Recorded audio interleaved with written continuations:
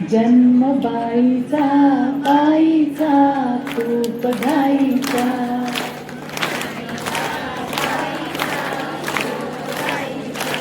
जन्म बाई माझ्यासोबत म्हणा, जन्म बाईचा तूप गाईचा, एक आईचा आईचा एक ताईचा, जन्म बाईचा आईचा तूप गाईचा.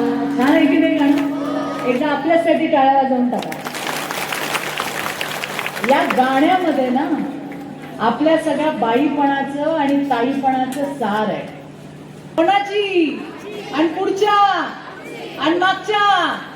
चला जरा हात वर करा, दोन हात वर. भारत माता की.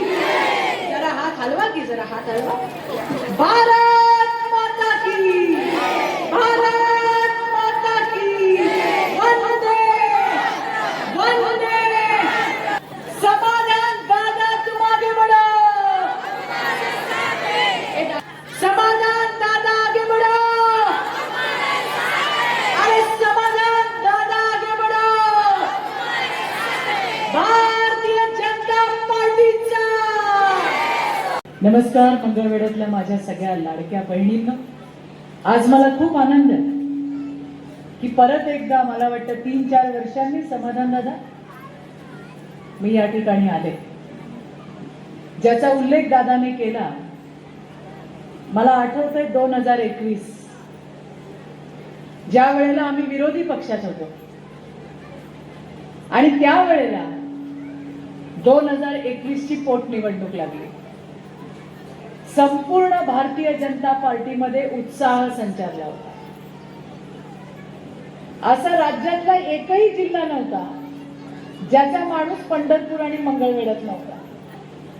सगळे कार्यकर्ते घराघरामध्ये जाऊन प्रचार करत होते आणि मग अतिशय दणदणीत अशा विजयाने आपले समाधान दादा निवडून आले. हा दादाचा पायगुण आहे. दादा आमच्यासाठी लकी आहे. आणि मग त्याच्यानंतर या विजयानंतर आम्ही मागे वळून बघितलंच नाही. आणि मग मला वाटतं 1-2 वर्षांनी आपली सत्ता झाली. इतकं चांगलं असं काम म्हणजे समाधान अवताडे हे नाव भारतीय जनता पार्टीचा कुठला कार्यकर्ता आणि नेता विसरू शकत नाही. हे मला आज या ठिकाणी आवर्जून सांगायचं. माझ्या मैत्रिणींनो, देवाभाऊच्या लाडक्या बहिणींनो, आज खरं तुमच्याशी बोलताना मला मनापासून आनंद होतो. जेव्हा महिलांना बोलायला येते, त्यांना भेटायला येते, त्यावेळेला त्यांचे चेहरे बघून मी समजू शकते की काय अडचण आहे. आणि आज मला इथे सगळे समाधान दादाच्या या मतदारसंघात सगळ्या समाधानी अशा बहिणी मला दिसत आहेत आणि त्याचाही मनापासूनचा आनंद आहे. आज मला एक छान गाणं म्हणावं असं वाटतंय. तुम्ही म्हणाल माझ्यासोबत? चला आपण गाणं म्हणूया. गाणं आहे आपलं, गाणं आहे बाईपणाचं आणि गाणं आहे ताईपणाचं. जन्म बाईचा बाईचा तूप गाईचा,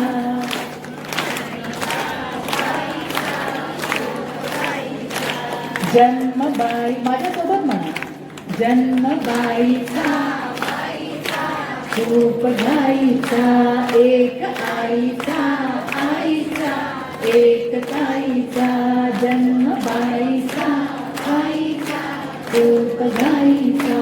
छान आहे की नाही गाणं? एकदा आपल्यासाठी टाळ्या वाजवून टाका. या गाण्यामध्ये ना आपल्या सगळ्या बाईपणाचं आणि ताईपणाचं सार आहे. छोटीशी लेकरू असतं, दूर दूर दूर दूर धावते, शाळेत जाते, स्वतःच्या पायावर उभी राहते, लग्नाच्या बोल्यावर चढते, आईला सोडून सासरी जाते. हे सगळं इतकं पटपट पटपट पटपट होतं की काल बघितलेली छोटीशी लेक आज केवढी मोठी होते. हे सगळं त्या गाण्यामध्ये आणि तेच आपलं जीवन आहे. आणि मैत्रिणींनो, अशाच मुलींना, या महिला शक्तीला, या मातृशक्तीला सशक्त करायचं, त्यांना ताकद द्यायचं काम सगळ्यात पहिल्यांदा जर कोणी केलं असेल ना, त्यांचं नाव आहे महामानव डॉक्टर बाबासाहेब आंबेडकर. त्यांना कधी विसरू नका, कारण ते नसते तर आपण नसतो, ते नसते तर सुप्रिया तू सुद्धा नगराध्यक्ष पदासाठी उभी नसती, कारण बायांनाचा काय अधिकारच नव्हता. आणि मग त्या महामानवाने त्या वेळेला विचार केला की या 50% जितके बाबा आहेत तितके बाया आहेत, या 50% महिलांना ताकद दिली पाहिजे, त्यांना मतदानाचा अधिकार दिला पाहिजे, त्यांना मुख्य प्रवाहात आणलं पाहिजे. हे बाबासाहेबांनी आपल्या या महिलांच्या जातीवरती फार मोठे उपकार केले. आणि म्हणून आज आपल्याला सगळे विचारतात, आज आपण सगळ्या ठिकाणी उभं राहू शकतो. मी आमदार आहे, सुप्रिया उद्या नगराध्यक्ष होणार आहे, या मागच्या सगळ्या आपल्या भगिनी या नगरसेविका होणार आहे. आणि ही मातृशक्ती त्यांनी ओळखली, मतदानाचा अधिकार दिला. आपण आपली आई आपली आजी वर्षानुवर्ष मतदान करत राहिलो, पण आपल्यासाठी कोणी विचार नाही केला. आपले मतं घेतली, आपल्या मतांवरती सरकार आली, लोकांना निवडून आपण दिलं, लेकिन हमारे बारे में तो किसी ने सोचा ही नहीं की या 50% महिलांची सुद्धा काही गरज आहे. आणि मग महामानव डॉक्टर बाबासाहेब आंबेडकरांनंतर आपला जर कोणी विचार केला तर 2014 साली त्यांचं नाव आहे प्रधानमंत्री नरेंद्र मोदी. माझ्या बहिणींनो, तुम्ही आठवा, ज्या वेळेला मोदीजी प्रधानमंत्री झाले त्यांनी सगळ्यात पहिलं काम काय केलं? तुम्ही आठवा, तुमच्या लहानपणी कुठे जात होतात टॉयलेटला? तुम्ही कुठे जात होतात ग? अगं जात होतात का नाही जात होतात? आणि कुठे जात होतात? रस्त्यावर, शेतात जायच्या का नाही? मागच्या जायच्या, मागच्या जायच्या, आणि मधल्या आणि पुढच्या लोटे घेऊन आपल्या जायचो आपण. गाडी आली का, गाडी गेली का, सगळ्यांनी केलं. आता आपल्या पोरी जातात का ग रस्त्यावर? अगं जातात का? मागच्यांना उशिरा सोडणार आहे जेवायला, विचारा का? कारण बोलतच नाही. आपल्या पोरी जातात का रस्त्यावर? शेतात जातात का? आणि कुठे जातात? कुठे जातात? टॉयलेटला जातात. पहिल्यांदा मोदीजी प्रधानमंत्री झाले आणि ते म्हणाले, घरची इज्जत कोण असते, बाई का बाबा? कोण असते का? आपण घरची इज्जत असतो. आणि म्हणून त्यांनी सांगितलं, समाधान दादा, तुमच्या घरची इज्जत ही फक्त तुमच्या घरची नाही, माझ्या देशाची इज्जत आहे. आणि माझ्या देशाची इज्जत बाहेर जाणार नाही असा विचार करणारा पहिला प्रधानमंत्री, त्याचं नाव नरेंद्र मोदी आहे. आणि मग त्यांनी काम केलं, गावागावात, खेड्याखेड्यात, देशभरामध्ये टॉयलेट बांधले माझ्या मैत्रिणींनो. आणि टॉयलेटला नाव काय दिलं? इज्जत घर. हे करणारा पहिले प्रधानमंत्री आपले मोदीजी आहे. मैत्रिणींनो, 100 योजना आपल्यासाठी केल्या असतील देशामध्ये, त्याच्यातल्या 35% योजना या फक्त आणि फक्त महिलांसाठी. आज जर मी सांगत बसले तर इथं दिवस कमी पडेल, पण त्याच्यातल्या निवडत तुम्हाला मी सांगणार आहे. आता या ठिकाणी मोबाईल आहे का प्रत्येकीच्या हातात? अगं मोबाईल आहे का? मोबाईल आहे का? मोबाईल आहे का? काढा मोबाईल, काढा बरं पटापटा. एक नंबर सांगते, तो सेव्ह करून ठेवा. कुठला नंबर आहे? 112. कुठला? अगं बोला की जोरात, मला पण जेवायचंय, पण माझा आवाज येतोय, तुमचा आवाज येत नाहीये. कुठला नंबर? मधल्या कुठला ग? थांबा जरा, पुढच्या नका बोलू, मधल्या सांगा. कुठला नंबर?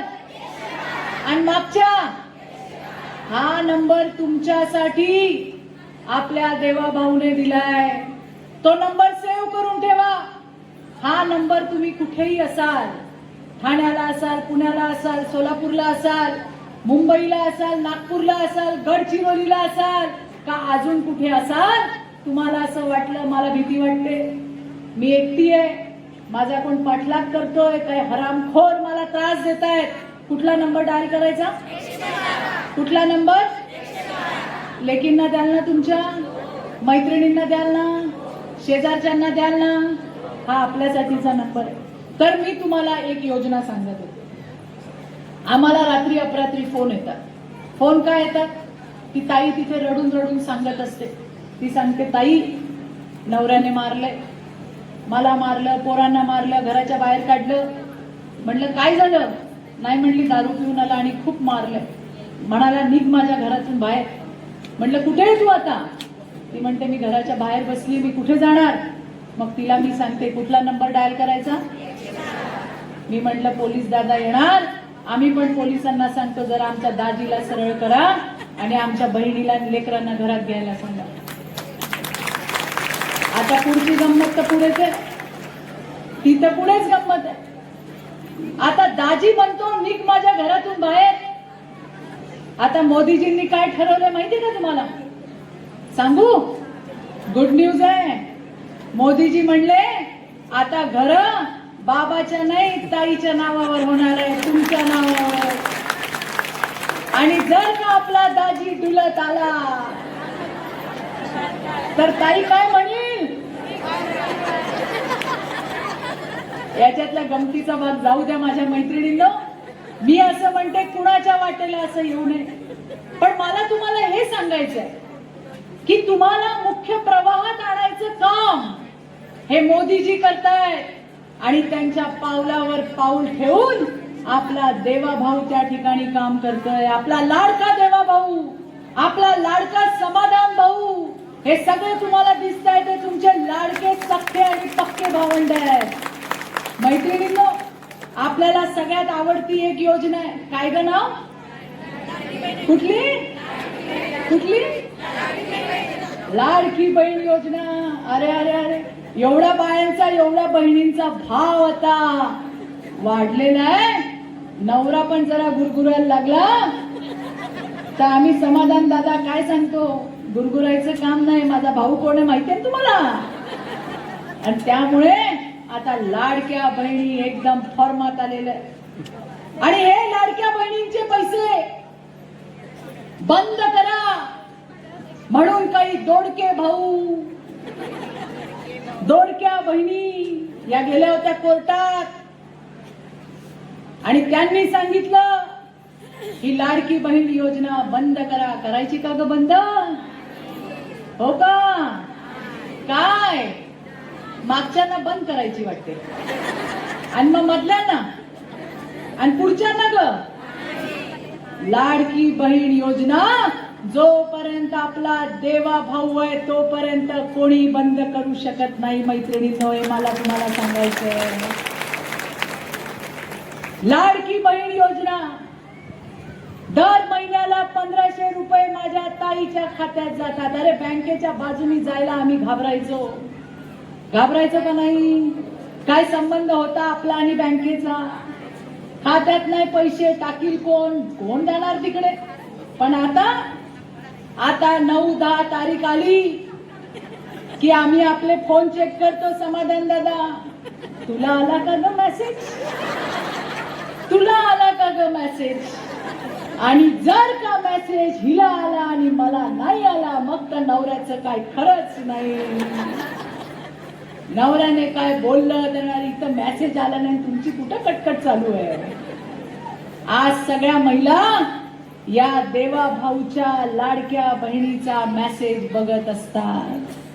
1,500 रुपयामध्ये बंगला नाही बांधत, पण ते 1,500 रुपये आज माझ्या हक्काचे जे मला दर महिन्याला मिळतात. कधीतरी संसाराच्या ओढाताणीतून 4 पैसे बाजूला टाकतो, ते संसाराचे संसारात लागतात. आधी नवऱ्याकडे 100 रुपये मागायचे तर नवरा म्हणायचा आज नाही उद्या देतो, उद्या नाही परवा देतो. कशाला लागतात तुला पैसे? आता शेवट नवरा विचारतो काय आहेत का ग तुझ्या बँकेत? आहेत? ही ताकद आम्हाला आमच्या देवा भाऊने दिली, समाधान दादा. आणि म्हणून आम्ही सगळ्या लाडक्या बहिणी या देवा भाऊच्या मागे, भारतीय जनता पार्टीच्या मागे ताकदीने उभ्या आहोत आणि उभ्या राहणार. हे मी यांच्या वतीने तुम्हाला आज सांगते. मी नेहमी सगळ्यांना सांगते, बायका प्रचंड हुशार असतात, बरोबर आहे. जरी समाधान दादा आमदार असला तरी घरची मंत्री कोण आहे? दादाचं घरात काही चालतं का? बरं, आपल्या घरात पण आपल्याशिवाय कुणाचं काय चालतं का? आम्हाला देवाने 6वा 3रा डोळा दिलाय. 3रा आहे का नाही ग? आहे का नाही? आम्हाला एक्स्ट्राची अक्कल आहे, तुम्हाला नाहीच आहे. मी सगळ्या आमच्या नेत्यांना सांगते, बघा पांढरे पांढरे बसले, यांना म्हणते आमच्या वहिन्यांनी तुमचे कपडे चोळून धुतले नाही तर तुम्हाला कोण राम राम बी करणार नाही. आणि मग आम्हाला शक्ती आहे, काय चांगलं काय वाईट हे जाणून घ्यायची आम्हाला शक्ती आहे. दादा तुम्हाला तेवढंच दिसतं जे समोर आहे, आम्हाला त्याच्या पलीकडचं दिसतं. दिसतं का नाही ग? भविष्याचा वेध घेता येतो, हे परमेश्वराने दिलंय आम्हाला. तुम्हाला तेवढंच ऐकायला येतं जे आम्ही बोलतो, आम्हाला 4 घराच्या पलीकडे काय बोलतायत ते पण ऐकायला येतं. ही आमची ताकद आहे का नाही ग?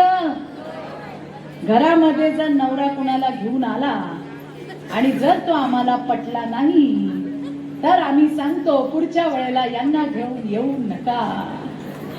ही ताकद परमेश्वराने दिली आहे. आणि म्हणून आमच्या घरासाठी, आमच्या संसारासाठी चांगलं काय वाईट काय हे आम्हाला फार चांगलं कळतं. आणि म्हणून दादा जे आमच्यासाठी करतात आम्ही त्यांच्या बरोबर उभ्या राहतो का नाही ग? आता तर आम्हाला 50% एसटीत सूट पण दिली आहे. जाता का नाही ग माहेरी? जाता का नाही जात? अगं एसटीने जाता का नाही? मागच्या थंड झाल्या सगळ्या, जाता का नाही जात? जाता का नाही? हो का नाही? मधल्या आणि पुढच्या. आधी आम्ही नवऱ्याच्या मागे लागत, चला मला पण घेऊन, मी पण येते लग्नाला, चला मी येते बाजाराला. नवरा म्हणायचा नको पैसे लागतात.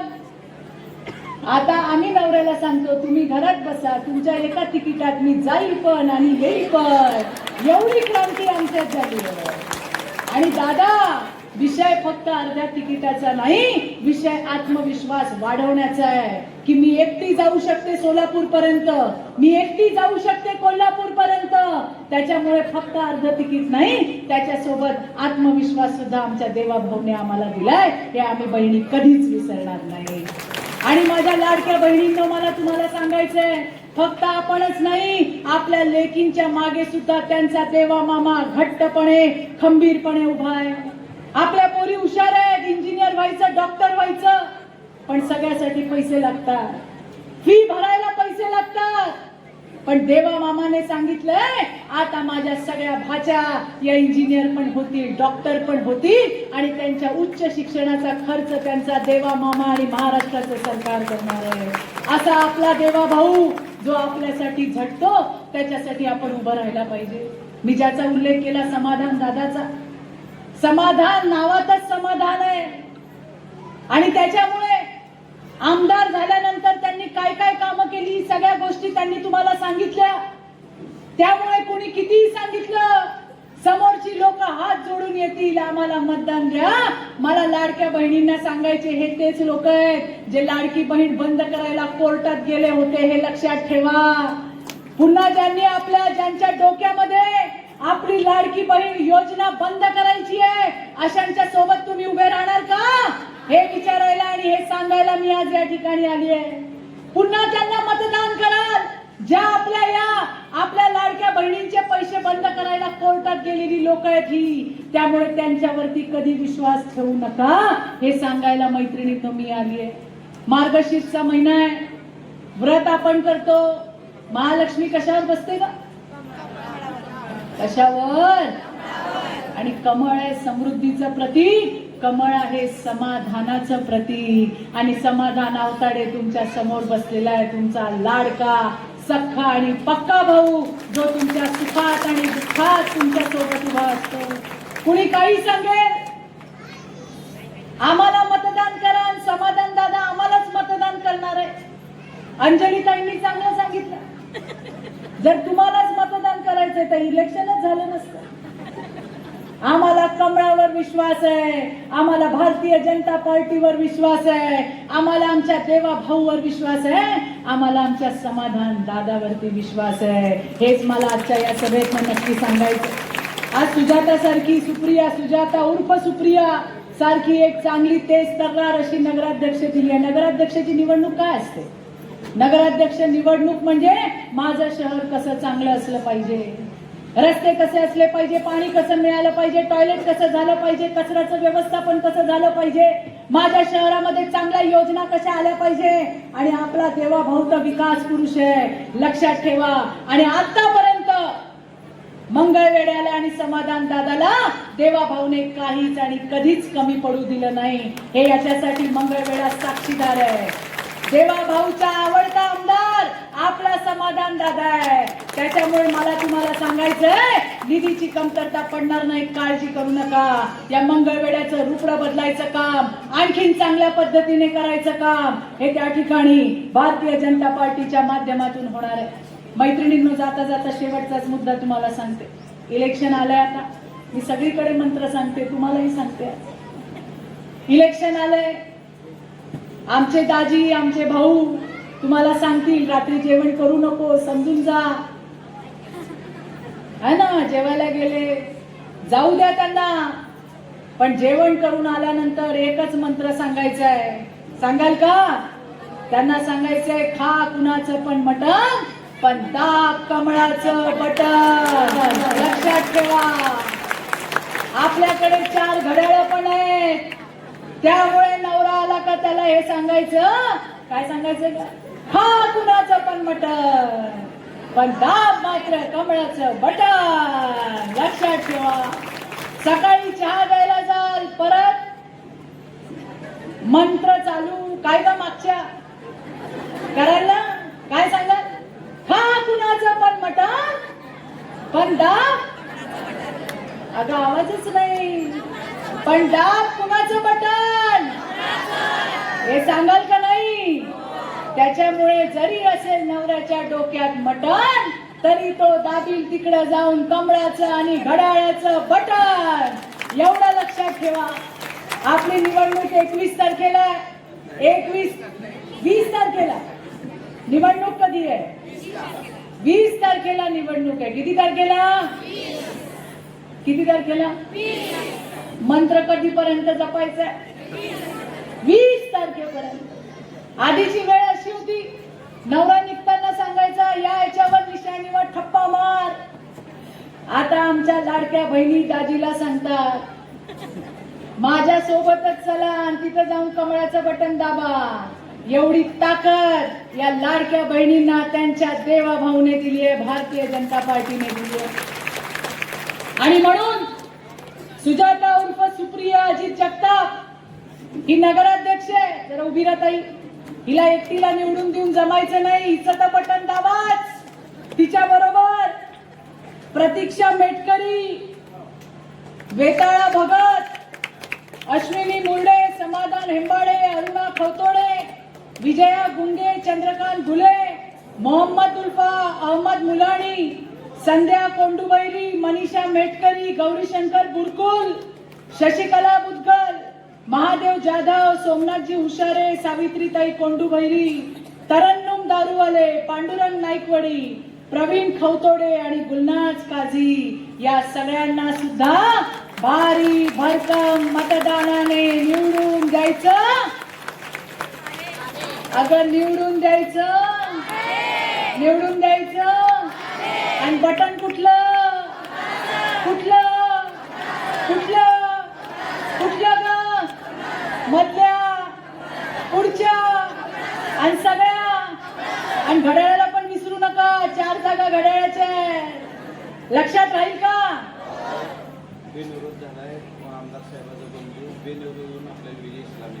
चला, एक बिनविरोध सुद्धा कुठे आहे का? सोमवार या बिनविरोध निवडून आलेल्या दादाचं जरा टाळ्यांच्या कडकडामध्ये एकदा अभिनंदन करूया, स्वागत करूया. पहिली सलामी आपल्याला या ठिकाणी बिनविरोध नगरसेवकाच्या माध्यमातून मिळाली आहे. आणि बाकीच्या सगळ्यांना निवडून आणायची जबाबदारी कोणाची आहे ग? कोणाची? कोणाची? कोणाची? मधल्या ग? कोणाची? आणि पुढच्या आणि मागच्या.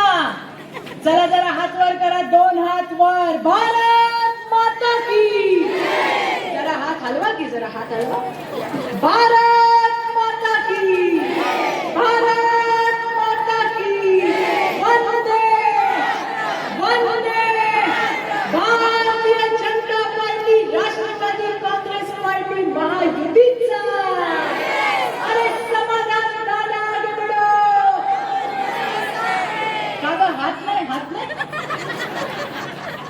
चला परत सगळ्यांनी करा. समाधान दादा तुम आगे बढो. ए दादांना जरा थांबा, आमच्या बहिणीचा आवाज भक्कम आहे, होऊन जाऊन द्या का जरा एकदा जोरात. समाधान दादा आगे